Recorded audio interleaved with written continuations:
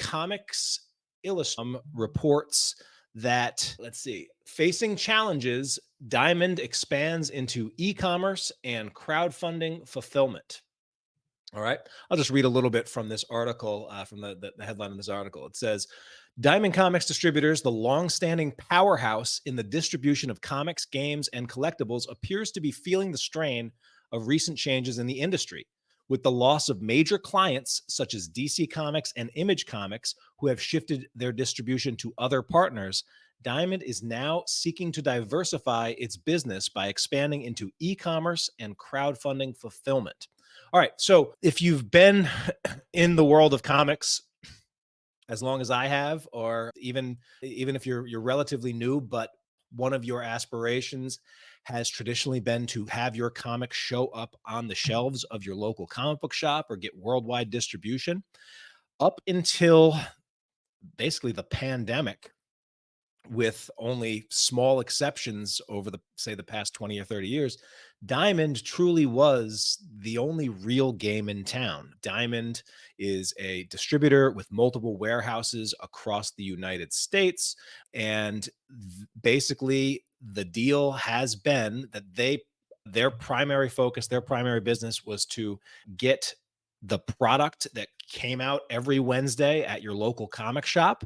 They were the middleman. They were the one who took the orders for those products and then was responsibility for receiving those orders from their vendors, who are people like us, publishers, creators, and then distributing that product out to the retail locations, which is a network of, in some cases, big chains, in other cases, like one person or small mom and pop comic shops, right?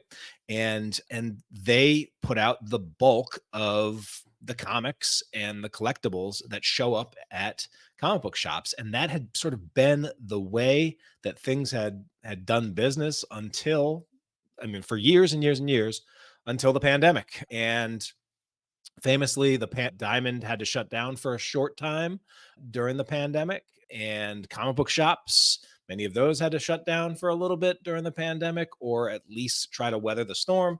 And I don't want to blame the pandemic for everything here, because publishers have different things that they're working on, but it was sort of around pandemic time that many of the bigger publishers like Marvel, DC, Image started making moves towards other options to distribute their comics. And in some cases, there's still the issue where these bigger publishers will, if Diamond puts in orders, they'll happily send them books and let them distribute that to comic book shops, but they're not necessarily using them as like their exclusive or their main comic book publisher and distributor. And I'll be honest, but let's look a little bit about this and where this announcement came from. The reporter, Mike Wheeler, from this article essentially said that this came to his attention, that they were doing this because a comic was forwarded to him that it looks like a crowdfunder had been contacted directly by someone at Diamond announcing sort of that they're making this move. So here is the outreach email. And anyone that has launched crowdfunding projects knows that we get a ton of outreach emails. A lot of times it comes across as spammy. A lot of times it comes across as, are these people even legit? But here's the email that was sent out via Diamond. It said, I am reaching out on behalf of Diamond Comics Distributors. We have recently branched into e-commerce and Kickstarter/crowdfunding fulfillment. Diamond Comic Distributors has a longstanding reputation as a leader in the distribution of comics, toys, games, and other pop culture items over the past 40 years. We have recently expanded our services into crowdfunded and e-commerce fulfillment, partnering with esteemed companies such as Mythic Games, Dara Studios, Golden Goose, Smartivity, etc. Some of the projects we have successfully fulfilled include Botany with 15,105 backers and Evolution, Another World with 3,092 backers.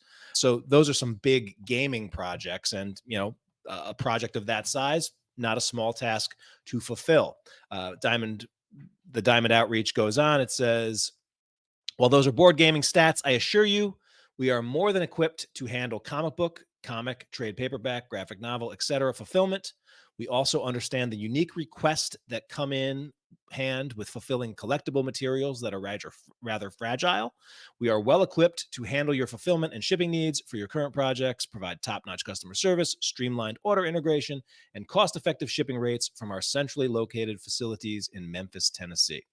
Okay, that was sort of the outreach email. And again, anyone that's done a Kickstarter knows that vendors will pop out of the woodwork reaching out their services to us. And now Diamond is one of those entities that is getting into essentially the crowdfunding fulfillment game. And I'll be honest, like, this makes sense for a company that has taken some lumps over the past couple of years, losing out on some big players. I mean, Image and DC Comics, those are two major players in the world of comics. They, you know, between Image and DC, what is that, 20 to 30% of the market right there.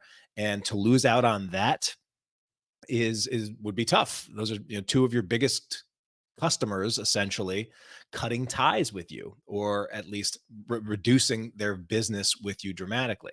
And so when that happens with a business, and this reminds me a little bit of like the printing business, where I think of the story that Rich Boy from Comic Impressions told me over the years, is that, you know, they had a family run printing business for many years, and, you know, successfully run, been well established, etc. And a few of their bigger clients either went out of work or stopped doing print promotion or something, you know, the changes in marketing needs, etc. And they ended up, you know, they've got all the materials, they've got the print setup, they've got the capacity, they've got the workforce in place, but some of the volume of orders, or the kinds of orders that they were getting, were drying up or changing. And so, even though they had never done printed a comic book in their life, didn't understand the world of comics, etc., they understood that shifting into that space could be, you know, a new potential option for them. And so I know Rich went and did the whole deep dive, started going to conventions, connected with some local comic book publishers, and really got to know the needs, desires, etc., of the hardworking publishers out there in terms of their comic book needs, and was able to shift. And now I know, you know, a significant portion of the Comic Impressions, of the Direct Impressions, which is the printing company, well, Comic Impressions, which is their comic book focused branding and solution for comic book creators, that makes up now a significant portion of what the whole business does. And so it makes sense for someone like Diamond, who, well, what do they not have right now? Well, they don't have the business of two of their top main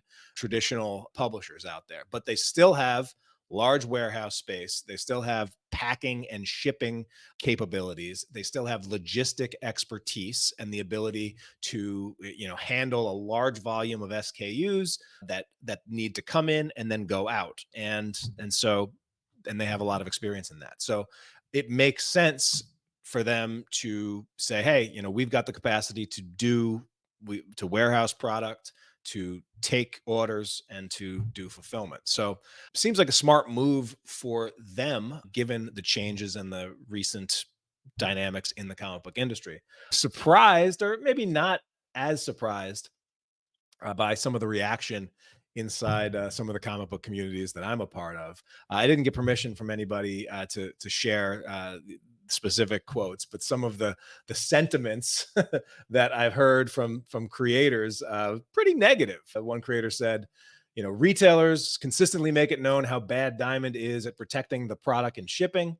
It's something I've heard for over 20 years in this business, and it has never gotten better. Not sure I'd count on them to handle and ship with care single issues. And so that is, I know, a valid concern from creators, especially as a lot of times what Diamond is doing is they are shipping in bulk, they're shipping a lot of different orders in bulk to retailers, but not doing a ton of, direct to customer, one product or one small bundle to an individual. And I do know that, damage is a part of the game that many retailers have dealt with. Another creator wrote, in my experience, the left hand doesn't know what the right hand is doing over there. It was a driving force in my publishing company going out of business because we couldn't get paid on time, and them not giving us critical information and assuming we just knew their internal operations. It crippled our publishing only a couple of issues in when we couldn't pay the printer or talent. I received an apology from Diamond for the problem, but that doesn't pay the bills. And so, yeah, I do think a lot of one's experience with a large company like Diamond has to do with who your rep is and who the people is, and if there's turnover, or if you have established a relationship. And so, especially when you're first starting to publish with them, just figuring out little things like, oh, they're like, even if you ship them your books, and even if the books are already released out to comic book shops, and even if it's been a couple of months, if you don't send them an invoice, they will never pay you. And then when you do finally ship them an invoice, expect it no sooner than 30 days from when they receive the invoice. And yeah, if you're a new publisher, or you don't have an on the ball rep, just figuring out some of that stuff can be potentially catastrophic if you don't get it right. Another creator expressed this sentiment, said, crowdfunding is a special and personal endeavor. It's awesome. So look after yourself and only work with companies with proven track records and fulfillment. Diamond will only help themselves and charge you for the pleasure, leaving you stuck to clean up the mess. Oof, really negative.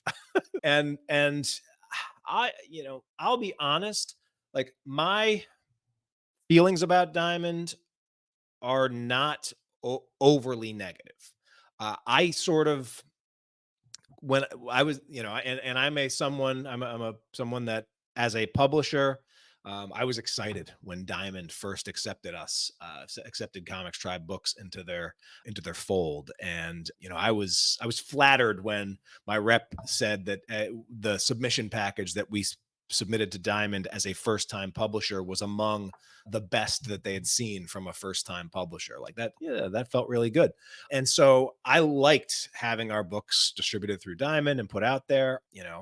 Over the years, received a lot of money, a lot of revenue that came in through Diamond. Some of the areas with Diamond that I, particularly didn't love was the insanely high costs of advertising through Diamond and the rather poor return on that advertising. Didn't love that. I didn't love how it seemed like Free Comic Book Day got progressively harder to participate in as a publisher, even though it seemed to be a successful event and an event that grew year after year. So that was one of my issues. One thing that I also, I guess, never had a problem getting my book into Diamond, or getting books accepted by Diamond. And I do know that that's not the case for every indie creator out there. There's some indie creators who have tried year after year after year and been rejected time and time again after submitting to Diamond to try to get their books published and out into the world, only to see that Diamond is saying, sorry, we don't think retailers are going to order enough of this book to make it worth our time or worth your time. But at the same point, I understand that from their marketplace and from their business sense, right? It's a lot of work to manage publishers and to manage a catalog. And if they look at a book and they can say, and in most cases, the people over at Diamond, they have the knowledge that, and they have ex retailers working there, and they can look at a book and say, yeah, there's not really going to be a market for this or not. And they're usually pretty good at determining that. So at least they would probably have better expertise than we, a first time creator or publisher, would have about whether our book would sell or not. So I'm not mad at Diamond for any of that. And I've often said that for what Diamond actually does, they actually don't take that much. If you look at it, like, Diamond, on every sale, Diamond makes about as much. Well, Diamond makes about 10 about twice as much as Kickstarter does, but they also have far more overhead than Kickstarter does, right? Diamond, the way Diamond traditionally has worked from publishing is you submit your comic, you give your comic a cover price. Retailers usually buy from Diamond at 40 at 50% off the cover price, sometimes a little bit more, sometimes a little bit less, I believe, depending upon the volume of the shop or how new they are to the market, et cetera, the different deals that they set up. And we, the creator, sell to Diamond at 60% off. And so we get 40%. And so Diamond's 10% difference between what they buy it from us at 40 and what they sell it to the comic shops at 50, that is the difference there. That's the margin. And so that's what they can, that's their 10%. And so I believe part of the reason why their advertising costs are so high, so astronomically high, is that's probably a cash cow for them. Similar to, I guess movie theaters, that they actually don't make much money on the movies themselves, or don't make as high a percentage on the movies themselves, especially for new releases. And so they have to make their money on concession stands and things like that. So, but again, a little bit of that is conjecture. So I haven't been someone that's really hated on Diamond over the years, but compared to many of the creators who I know have had really negative experiences with them. Travis, hey, what's up, Travis? Good to hear from you, man. Always love seeing art from you and seeing it pop up in your feed. Travis asks, do you think that this is only going to benefit larger Kickstarters? I'm trying to wrap my head around the idea that this would be useful for smaller campaigns, like adding an unnecessary middleman. Yeah, so Travis, I would say it, from the solicit that Diamond put out, they only mentioned two campaigns that they've worked on, and one had 15,000 backers and one had 3,000 backers. So those would be sort of top 1% comic book projects. Most comic book projects are not anywhere close to that backer count or that level of complexity. And so I would say, and again, I'll have to do some deep dive or reach out to somebody over at Diamond to see if they want to comment, to see if they have project size minimums, how they structure their campaigns, where outsourcing fulfillment is useful to creators is that, and where I would, I guess, push back a little bit on the unnecessary middleman is, well, the middleman is only unnecessary if you can do the thing that the middleman is doing, or want to do the thing that the middleman is doing, or your time is more valuably spent doing something else, and you can afford to pay a middleman less than your time being spent somewhere else is worth. So, you, Travis, a talented artist, if you think of yourself as someone, hey, my hourly rate is worth at least $50 an hour when I'm doing what only I can do, or what I do best, then why are you spending any time packing and shipping comics, right? Because, if you could, because in most cases, for $10 to $20 an hour, you could get somebody to do that for you. And so the time that you're spending doing those lower value tasks potentially is time you're not spending doing potentially higher value tasks. Now, there are some creators who would say, "Hey, I'm just getting started. I have no there is no value to my time, and what I have right now is I have a or what I have is a surplus of time. What I do not have is a surplus of money and cash." And in that case, especially for smaller campaigns, and especially early on in your crowdfunding career, it's good to know, hey, what does it actually take to fulfill a 50 backer project, or a 100 backer project, a 300 backer project? It might be good to know that, to go through that experience, to go through the physical time and spend that time packing and shipping. And here's something that happened this morning. I got a new thing of tape, and I forgot to, just again, packing tape, shipping tape, but I forgot to spend the extra 20% to get the whisper silent tape, the quiet tape. And I'm over here doing this, right? and I share an office with my wife, and I packaged all of one package, and she's like, "If you don't stop doing that, I'm gonna kill you." Right?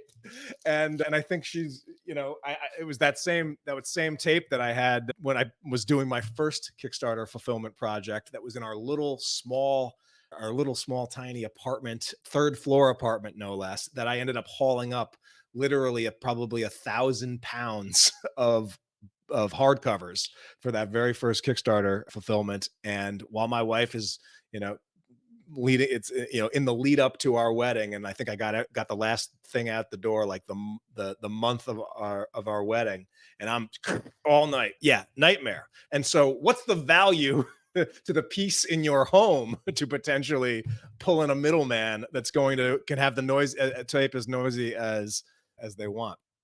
Yeah, so these are things to consider. The question is Diamond going to be the right partner for you out there for something like this? I do know that there are other creators out there, like Laguna Studios is a studio shop that is able to also offer fulfillment, and they sort of have a, hey, we're going to charge you, a flat rate per bot package that we're going to set up, but we're going to handle, and we're going to handle getting all the shipping materials, the picking, the packing. They'll even set up your backer kit for you if you don't want to set that up and you're using that. We'll process, we'll charge you a little bit to sort of set up or make sure that to clean your spreadsheets so that all the orders go out, but then we'll take care of all the shipping, we'll do the tracking, and get you all that information back. And in some cases, the outsourcing fulfillment might be the difference between doing one Kickstarter a year and doing 3 or 4, if you didn't have to worry about everything on the back end. And so that's definitely something. So the question is Diamond going to be the right partner for individual creators like us? I think that is yet to be seen. So yeah, a couple of things. So this is one point, like the other side of the coin, in terms of, so one creator wrote this. They said, I think one of the ways that Diamond could instantly establish itself as a major player in crowdfunding fulfillment is if they could promote their services as a distributor. Work with us and we can do what no one else will. We will get your books in stores. They said, and some creator responded to that. They're like, yeah, that's one of those things that's so clear and obvious to us on the outside that they surely won't offer it. So yeah, it's funny how negative unfortunately, at least in the creator community, Diamond doesn't have the best reputation, I guess, over the years. But it is true that Diamond still does have their distribution arm. They are delivering comics every week to comic book shops around the world. And I could definitely see a creator who maybe has previously not been able to get into Diamond. Well, if you're already working with them, you already have a contact on the inside. It's very easy then to see, oh, okay, you've got this connection. All right, now you're one of our publishers, and we will solicit anything that you want going forward. Or another thing that it would potentially be nice is, you're sending all of your product to Diamond anyway. For some of that product to then be the product that ships out to comic book shops is definitely something that seems like a no-brainer. I would also say, just as a announcement for all of you creators who maybe are gun shy about submitting your projects to Diamond, or because you feel like you're super indie, or you're wondering if it's too niche, or if you're someone that has in the past submitted to Diamond but maybe got rejected, try a massive portion. I mean, as much as that, 30%, 40%, 50%. I don't even know what percentage of volume of comics Diamond has lost over the past couple of years compared to, but compared to their high point, it's probably significant. They've lost that. And so in the past, they could look their noses down at comics that were getting orders less than 1,500 copies. Now they might be more than happy to take on more publishers doing smaller books to make up some of the gap in the volume of the product that they are able to offer shops. So I would definitely reconsider submitting to Diamond if you are a publisher. Now, some people might saying, well, Tyler, why would I submit to Diamond? The big publishers are leaving them in droves. Why don't I just target the Lunar distribution, which is the hot new one that many of the Image, I believe, is switched to Lunar, and a couple of others. Well, the reason for that is Lunar, or the reason why, I mean, and I know many creators actually now have accounts both with Diamond and with Lunar, but I also know that Lunar has, since blowing up, they have been very slow to onboard new publishers. And so you may have, a surprisingly, even though Diamond is the big name, the established name in the in the game, you may have an easier time getting your comics in Diamond than you would getting distributed through Lunar, just given the fact that Lunar is pretty busy and still ramping up and not onboarding publishers as quickly as we would have liked. And so, for example, Comics Tribe, we connected with Lunar, we're in their pipeline, we're on their wait list, but that's several months now, and we're still not distributing through Lunar. So, knock on wood, I'm not holding my breath to get in there. All right. So that is the first item of business here. So yeah, let me know what you think about Diamond ending the crowdfunding game, and we will talk more about it, I'm sure. I'm also going to reach out to somebody at Diamond to see if they have any additional context, additional information about working with Diamond, so that I can share that with all of you.